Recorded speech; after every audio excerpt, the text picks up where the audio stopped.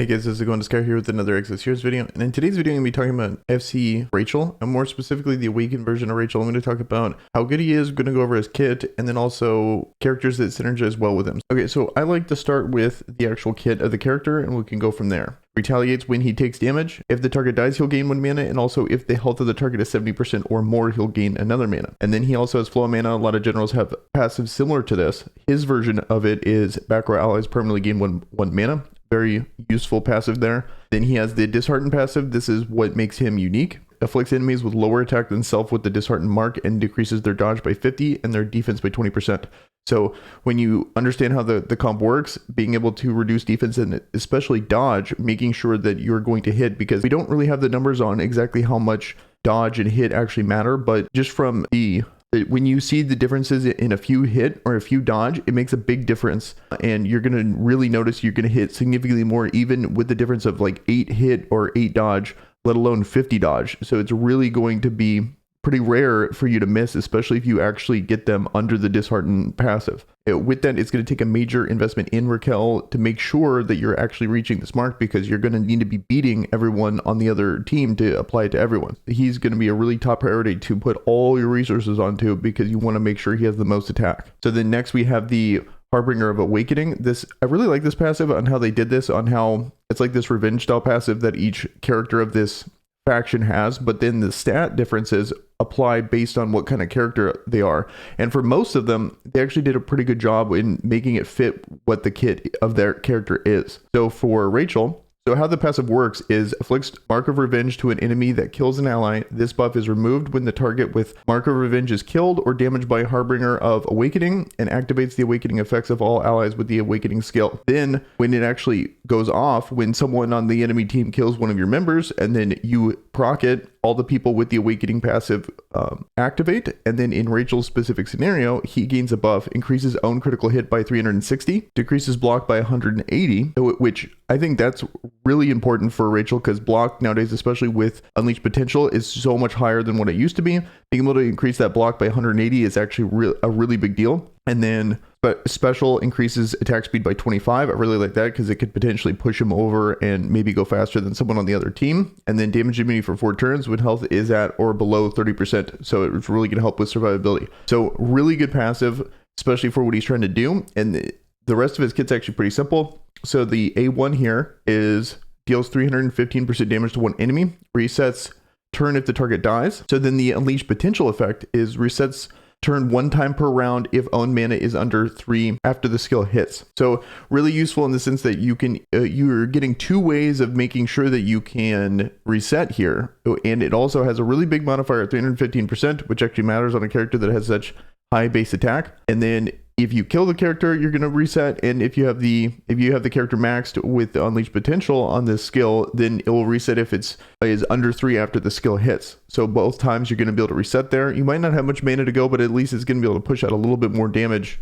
and hopefully finish someone off, or get someone low enough to where another character can, Xeon for example, can start finishing people off and start resetting for your team. Okay, then next he has his A2 here. It's Silent Slash, which deals 525% damage to one enemy, and then increases attack / hit of all allies by 50% and their attack speed by 20 for 10 turns if the target dies. So this is a really good way to start snowballing once you have this, because being able to increase hit at all, let alone 50%, is going to make a massive difference in making sure you're going to be able to hit the target. Then you also have their dodge being reduced. So essentially everyone's guaranteed to hit, especially after you kill someone with your Silent Slash ability, and then it doing 525% damage on a burst move makes it to where it's very unlikely that they're going to be able to survive something like this. So it's very reliable for you to be able to get this off. That's pretty much the kit of the character here. I just want to talk about the Unleashed Potential effects, and then we'll go over some of the team synergies that you can use with Rachel here. So I would say Unleashed Potential is really important on him. It's really important on anyone that you're really trying to invest in. The only characters I'm really talking about Unleashed Potential on are,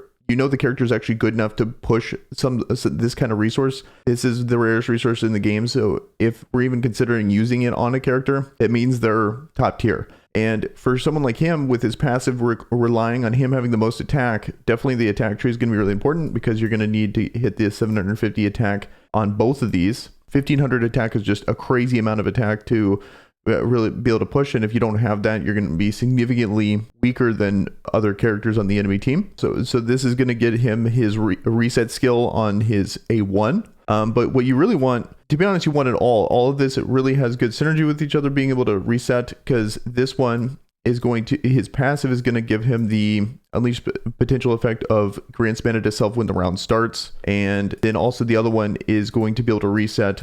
I really like it on a burst move because resets 1 time per round if own mana is under 3 after the skill hits. On a burst character, you can, regardless of the game state, you're going to be able to rely on you getting that reset, because burst moves are going to use all your mana. Whereas on his A1 here, later on to the game, if you try to do this, it's not going to guarantee that it's going to actually reset for you, because you might have just more mana. Whereas you always will have 0 mana after a burst move. So I really like having the reset on this, even though you want to go this tree probably first because you want the attack, whereas over here you're going to get defense, which is still a good stat, but not nearly as important as making sure that you're applying dishearten on as many people as possible. So this is a resource that takes so long to get that it's optimizing on which path you go down is actually pretty important, because it's going to potentially could be a whole month until you get even more of that resource to go down to the next tree. And so then potential team comps you can run them with. The absolute mandatory character you're going to need to run them with is going to be April here. This character is just too good not to run with Rachel because of this right here. This is a really good character, deserves her own video, but mainly the disheartened, it's fan service. This passive here, disheartened front row enemies receive 40% increased damage, and all damage against the targets are applied as piercing damage. So just an amazing way of being able to, survivability is at an all-time high, so being able to do that kind of damage to front row enemies is really important, especially with a team that's just trying to shred them and get them out of here as soon as possible. So the main teams you're going to really be running with him are going to be Xeon. He's really nice because he gets disheartened synergy as well. So resets if disheartened target dies from his own attack. He also has the same unleashed potential effects as Rachel. So he's getting potential he has so many opportunities to reset. So he's a really good character to run with Rachel. Another character is going to be Baraka here. He has really good synergy with Rachel because he steals 1 mana from the target and grants 2 mana to a back row ally if the target is disheartened. And he just does 1 billion damage. And he's fast too. Also benefits from the signature force of Rachel at a higher tier, to where he gets special stats when you really start to push that signature force up. So he's a really good pairing with Rachel. And then some front row. So then FC Morris is a good character to run with them because of these passives here. When the battle starts, attack of allies increases by 10%. And then also a steel weapon, it triggers steel weapon once a round when an attack hits, increases attack of all allies by 20% for 4 turns. He also has an A1 here, where normally I wouldn't like this passive, but when you combine him with the rest of his kit, this is actually kind of useful, especially in a Rachel team where you're going to be just trying to do as much damage as possible. So increases attack of allies by 29% of on attack for 7 turns. And then lastly has a really high hitting nuke here, a 1050% damage to 1 enemy burst. So really good character to be pairing with that team. I would say that the other ones are more common, but he is a good character to be pairing with this team if you have him. And then lastly, the 2 staple characters that work on pretty much every team is going to be Tantalo and Iris. Both of them are just really solid characters. Both of them are solid options. I would say if you're going to be running FC Xeon, be sure to run Iris with her to make sure you can pop off with your AoE move, whereas you're kind of limited to just doing single target moves if you don't have FC Iris. You really want to watch out for the First Guardian passives. That's why I like pairing Iris with Xeon. But if you're not running Xeon, then you don't need to really run Iris, because everything's pretty much single target anyway, and you're going to be able to do enough damage to be able to burn through them regardless. So that's when you can maybe slot in Tantalo, maybe put in Morris. There's a lot of different options you can do, but I would say that this is a really important pairing if you're going to be running the Raquel team. All right, guys, well, that's going to do it for this review. If you have any questions, let me know in the comments below. Again, if you're new here, be sure to subscribe for more Exos content. And with that, guys, I am out. Peace.